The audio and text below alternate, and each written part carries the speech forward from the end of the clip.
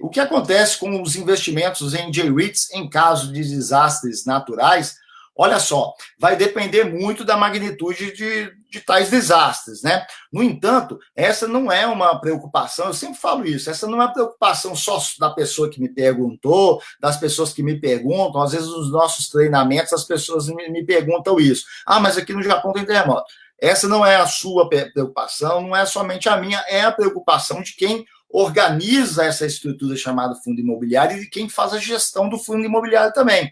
Né? Os ativos, então, por isso, os ativos dos J-REITs, os prédios, né, as torres habitacionais, ou prédios comerciais, ou lajes corporativas, né, prédios de escritórios, galpões logísticos, prédios destinados a grandes hotéis e cuidados com a saúde, né, centros médicos, asilos, que pertencem a fundos imobiliários, eles são, digamos assim, redeados, né, com instrumentos de rede natural aí do mercado imobiliário chamados seguros. Então, os imóveis dos fundos imobiliários, assim como a minha casa, o seu apartamento, o lugar onde você mora, eventualmente você pode morar aí de aluguel e o seu senhorio aí, né, o dono do seu imóvel, ele vai querer que você contrate um seguro. Os imóveis dos fundos imobiliários também têm seguros. Não só os imóveis têm seguros, como as operações financeiras dos fundos imobiliários, as taxas de juros que eles têm que pagar, se o fundo imobiliário tem propriedade no exterior, aqui no Japão, aí uma outra diferença aí que o Elton perguntou para mim em relação aí o fundo imobiliário do Brasil, os fundos imobiliários do Japão, alguns deles têm propriedades no exterior. Aí essa receita vinda do exterior para cá, né, como receita do fundo, ela também tem aí instrumentos de derivativos, né, instrumentos para fazer a proteção, para travar o câmbio, né, para ela não ter uma perda aí, inclusive por oscilações de mercados que podem ser provocadas por catástrofes naturais. Então, imagina, dá um terremoto aí, você vai ter não só a questão estrutural, né, então você tem seguro para isso, como as questões relacionadas às operações financeiras também pode ter uma turbulência no mercado financeiro. E, para isso, os gestores dos fundos imobiliários também, assim como os gestores de fundos diversos, eles utilizam desses instrumentos chamados instrumentos de hedge, ligados ao mercado de derivativos, para fazer a proteção aí dos investimentos no campo financeiro. Perfeito? Outro ponto também é que o mercado japonês de REITs, né, de real estate, de fundos imobiliários, ele já está preparado para essa realidade. Essa é uma realidade que faz parte do Japão, né, já desde muito tempo. Então, eles já estão preparados para isso, sim. Né? E, além disso, você tem, assim, no universo dos fundos imobiliários, aqui no Japão, os fundos possuem, assim, na média, muitos imóveis. Em torno, assim, só para te dar uma média aí, para o pessoal que está nos acompanhando, você tem aí, os fundos têm mais de 4.100 imóveis que pertencem aos 63 fundos imobiliários, né?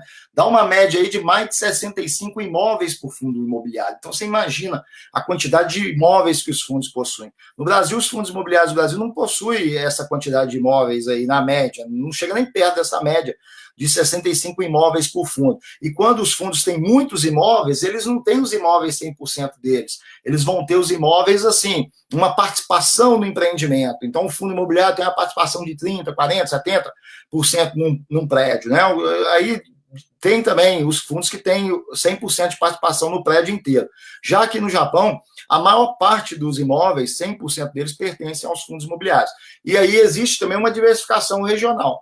É óbvio que você vai ter alguns fundos que têm uma concentração maior em Kanto, em Tóquio, né, na grande Tóquio ali, no coração de Tóquio, Shibuya, Shinjuku, Minato, Chiyoda, e também um pouquinho ali também em Yokohama, né, ou seja, nas cidades, as principais cidades da região de Kanto.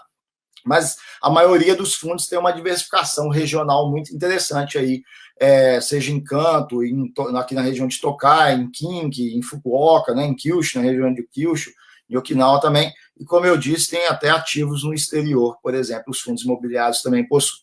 Aí outro ponto também em relação aí à questão dos desastres naturais, além dos fundos ter essa diversificação interna em quantidade de imóveis, primeiro ponto, em quantidade de imóveis, em diversificação regional, em tipos e estruturas de construções aí diferentes, você também tem a questão de você, investidor, diversificar a sua carteira. Né? Você pode diversificar a sua carteira comprando fundos diversos tipos de destinação de uso, né? fundos diversos, em diversas localidades, quanto mais diversificado, melhor. Agora, se você tiver dificuldade para diversificar isso relativo ao montante de investimento que você precisa para montar uma carteira diversificada, aí você tem os ETFs, por exemplo. Você tem ETF aí que você vai investir em todos os J-REITs, nos 63 J-REITs, por pouco capital. Tem ETF que você investe aí nos melhores pagadores de dividendo também com pouco capital.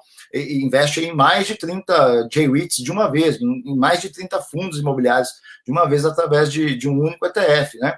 E tem também forma de você investir para além do Japão. Você investe no mercado americano, no mercado australiano, no mercado asiático, no mercado internacional, nos 20 maiores países, nos 20 países com os maiores, em maior valor de mercado aí de fundos imobiliários. Então, você ainda tem como, além de tudo aquilo que eu falei relacionado a seguro, a compreensão, a noção dos gestores relacionados a esses riscos de terremotos, de catástrofes naturais que existem no Japão, tem você como investidor também fazer aí a sua diversificação também tranquilamente e mitigar qualquer tipo de risco relacionado aí às catástrofes naturais.